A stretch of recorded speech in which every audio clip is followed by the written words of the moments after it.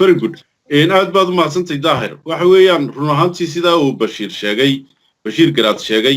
cadaalad darrada dalka ka dhacday way noogsoonnahay waa well documented human rights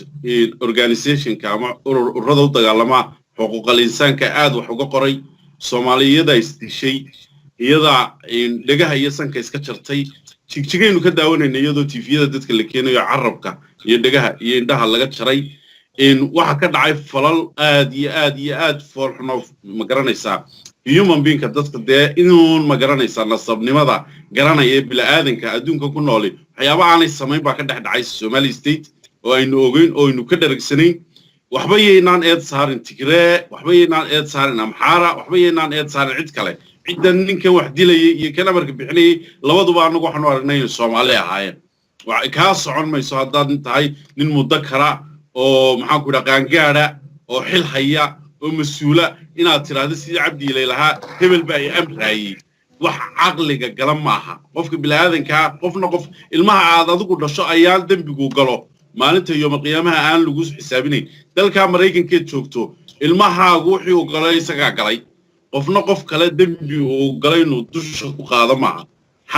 xaqiiqiyan dambiyo badan baa ka dhacay oo dadku haddaan Soomaali nahay aanu anagu dhexdeeda iska giisnay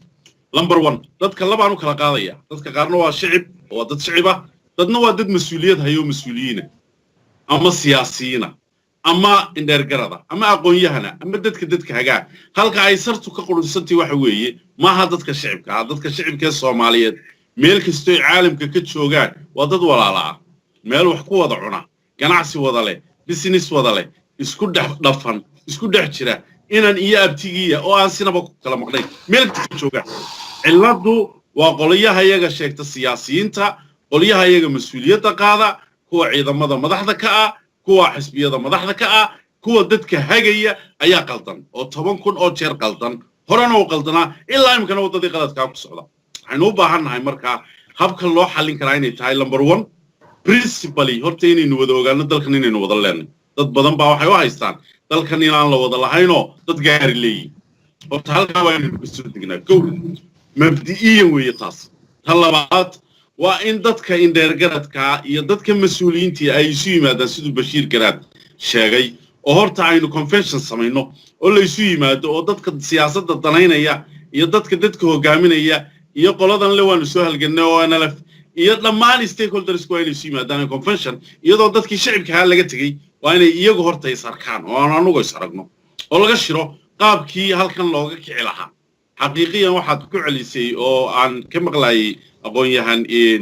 hirmooge oo afayeenka oo NLF maan maqal xisbiga USSP imikaba maqal waa xisbi la socda isbedelka Ethiopia ka dhacay sababta keentayna waa baahida dalka taala ee rasmiga ah ee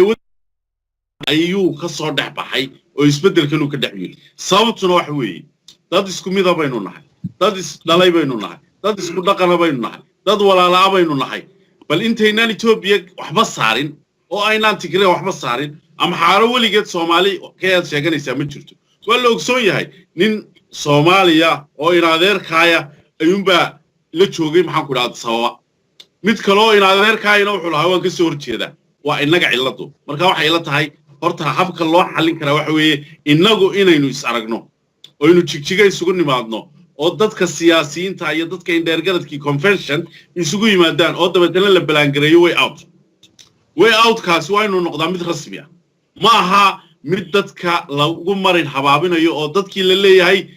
haddaynu beelheblaaye nahay inaga beelheblaaye ka badan haddaynu ururka magaca leenahay inaga ururka kale ka wanaagsan dadka kala fogeynaysa inta laga yimaado waa in la yiraahdo waa reedaha maxaa inoo dana halkaynu uga baxna arintu waa inagu jiqadaynu Soomaali nahay maanta Abiy Ahmed ra'iisul wasaare wuxuu leeyahay waa wax qabsada dalkiina dhista idinku tashada dimuqraadiyad samaysta wax walba oo idin ogolay wax walba oo garab taaganay laakiin haddii aad tiraahdo anigu haddii aan talada aanan qabanayn dalkan waan burburinaya anagu taa ogolaan mayno waxaan kaga baxayaa oo su'aashaadii doonaya inaan ku soo gaabiyo in ay tahay the only way lagaga bixi karaa Soomaalidu inay aqoonsato dambigii dhacay inay aqoonsato crime-kii dhacay inay aqoonsato for example jabhadda oo NLF oo kale oo jabhad runtii ku suntan mar walbana u taagan meel kastoo joogtana ka sheegto sida Hirmooga uu calaamadeeda mar walba u xidhay ugu faanayo inay tahay jabhad oo diriraysa Soomaalida laakiin dhinaca kale haddaad ka eegto critics kuma yara dad baa kule ONLF Soomaali mooye cid kale wax ma yeelin haddii run ahaanta xaqiiqiyan loo kaco hadday noqoto reer miyi la gubo hadday noqoto gawaadhi la gubo hadday noqoto Dr. Saeed ma waxaad su'aal aad ka qabtaa horana dhowr jeerna waa weydiiyay shaalkiisa ay ku qoran tahay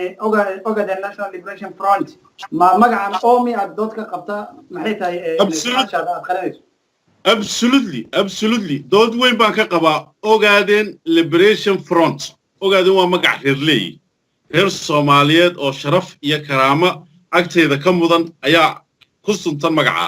waa reer la yaqaano waa reer nasaba waa reer dalka dega waa reer kamida dadka dhulka leh cid inkiri karta ma inkiri karo qof kale ma inkiri karo laakiin xaqiiqiyan markay institution iyo dawlad la sameeyo haddii aan anigu magaca reerkayga soo qaato idhaahdo waxaan xoreynayaa reerkayga that means reerkaaga xoreynaysaa reer kale ma xoreyn kartid oo xaqiiqiyan nin deeyiri war magacaagana ka kaalay magaca reerkaygana qaado laakiin mudane magacan Ogaden waa magaca dhul waaye ma aha Soomaaliya magac qabiil ma aha Soomaaliya waa magaca Ingiriisku runtii magacii uu mudnaanta siiyay tiritigii ka soo baxay dawladda Ingiriiska halkan aan gacanta ku hayaa waxa la yiraahdaa Howth Reserve waxa la yiraahdaa British Withdrawal of Howth and Reserve Area markii uu ka baxay laba jeer buu dhulka kala bixiyay Ingiriisku laba jeer mar shirkii Berlin ee Somali Partition 1884 qaybtii Soomaalida la raaciyay dhul reerka la yiraahdo Ogaden degan yahay iyo Soomaalida kaleba ayaa jirtay hore ka bacdi 1955 British Parliament markii uu fadhiistay wuxuu soo saaray dhulka ka harsanaa oo la oran jiray Howth and Reserve Area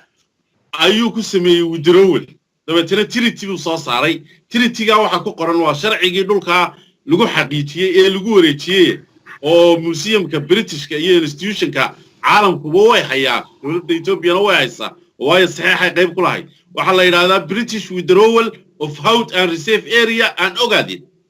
British Withdrawal of Howth and Reserve Area and Ogaden ba raacaysa marka Ogaden mudnaanta waxa kala ahaa oo dhulku magaciisa hore ah ee uu huwana ahaa Howth and Reserve Area Hirmooge ama Cadaani weligaa ka maqlimaysid Howth and Reserve Area oo ah kelmad Ingiriis bixiyay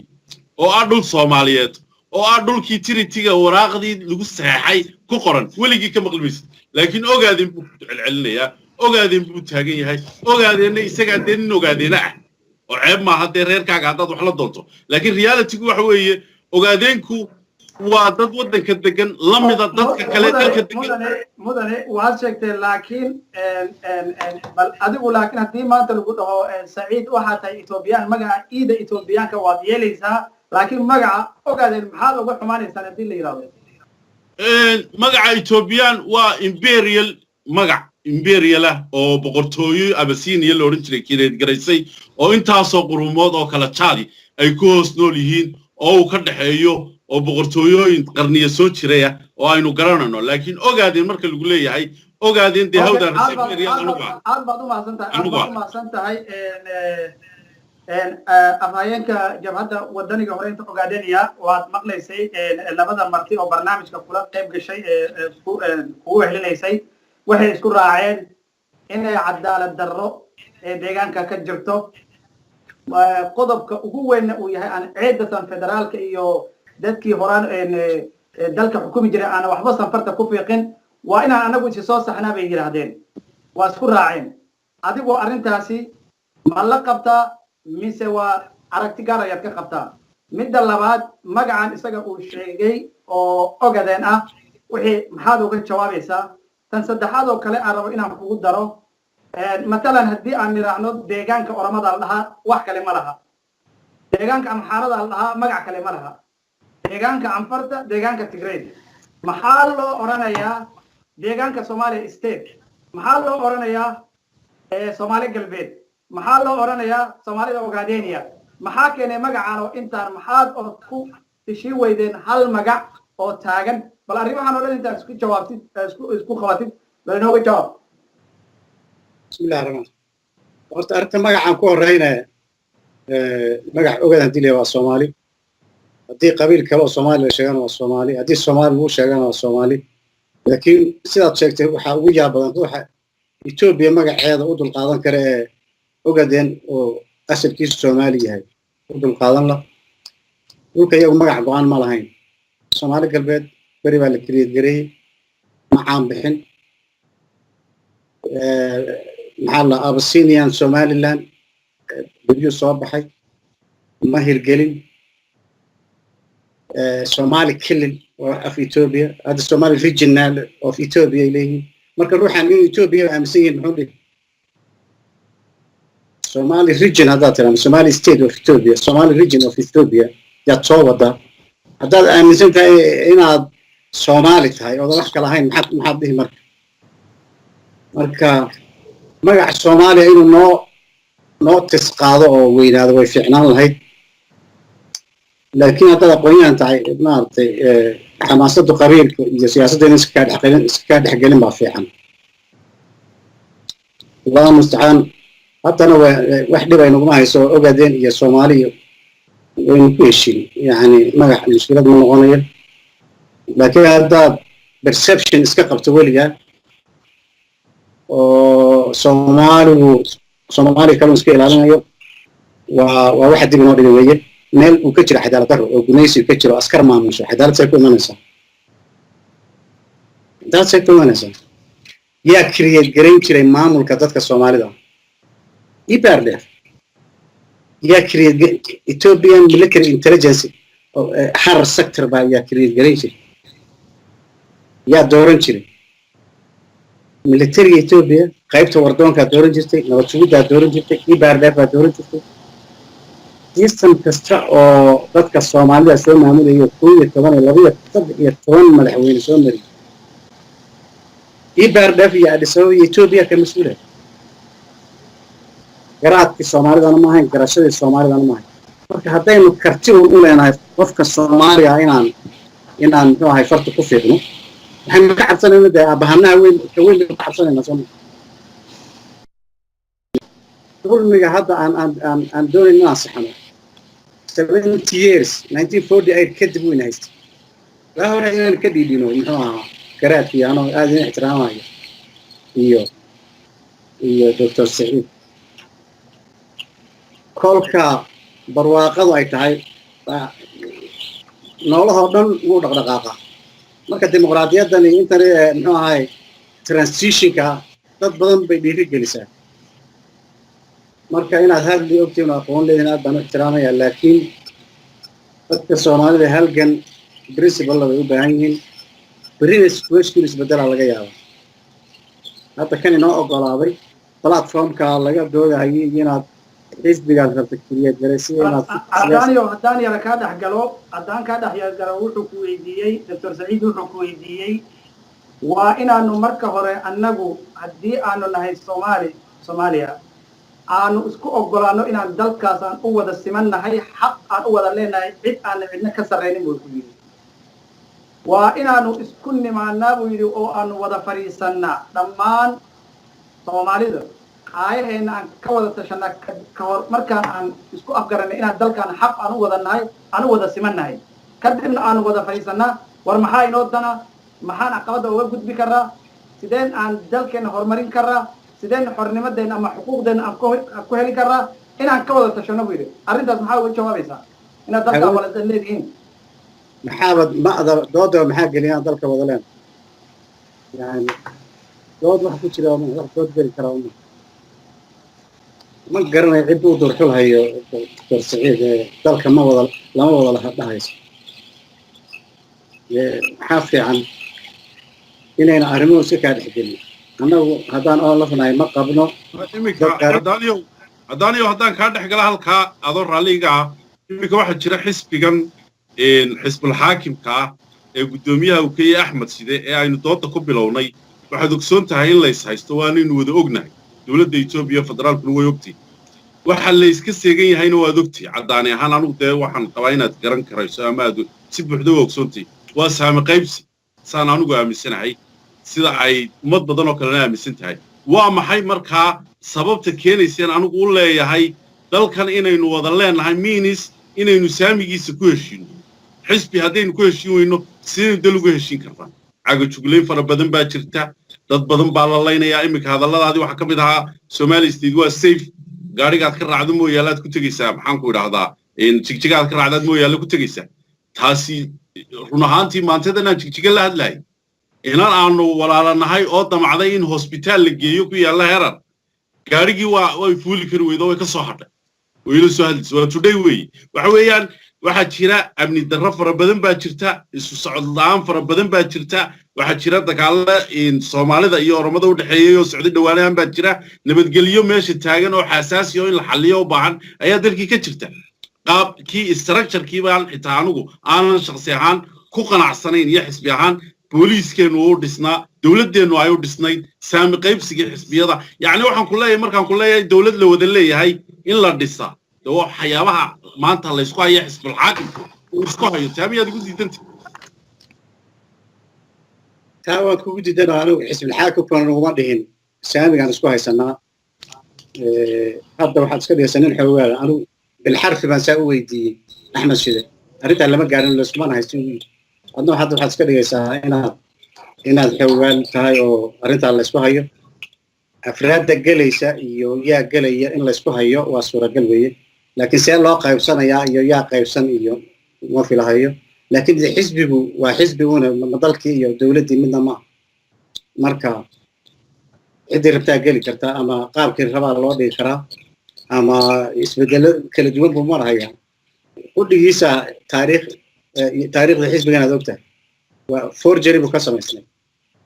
oona laf baa la midooday soo dhahan urur leegal yahay weligana lamaanaa midooday one single member oona laf shirkaa ma fadhiyo haddana waa la iska sheeganaya marka haddana saasaynu ku ixtiraaminaa transitionka hayna wado laleeyahay marka innaga dalka inaan wada leenahay doodi kama taagno in la wada tashana oon way qabtaa dadka Soomaalida ay shirweyne u qabato wixii aqoon-yahana iyo wixii siyaasiga ee kala qaybgali karaan albaabada u furi kulli inay ka soo qaybgatay rabtaa laakiin haddaynu inagu isku mashquulo oo waxa inaga maqan aan arki weyno oo inagu aas dhadhamino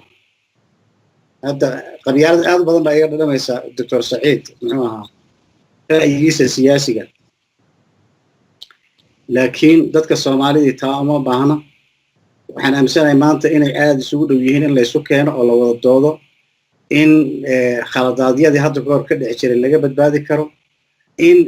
kooxa isla jaan qaado isla fahmo danta Soomaalida isku soo arka ay soo bixi karaan oo siyaasiyiin ay u sahlan tahay muxuu ahaa maanta shacabka iyo siyaasiyiinta marka la eegaba weli dareenka Dr. Saciid oo kala ma arag maanta siyaasiyiin kala duwan oo sanadihii hore aaraa kala fog qabtay aad bay isugu soo dhawaadeen shacabka sidoo isu arko aad bay isugu soo dhawaatay sidoo Itoobiya u arka aad bay u horumartay sidoo danta guud aad bay u horumartay marka muxuu ahaay rajo darrida iyo dadka Soomaalida iyagu saaraamaan oo sayidka haystana ay tahiraan sida dadka Soomaalida dib u celinaysaa waxaan ugu baaqayaa muxuu ahaay haddaynu doonayno inaynu dadka Soomaalida hore u qaadno inaan kalsooni iyaga gelino dhaqankooda weynayno wada tashigooda weynayno is ixtiraamkooda weynayno waxa ka maqan aynu nalka ku shidno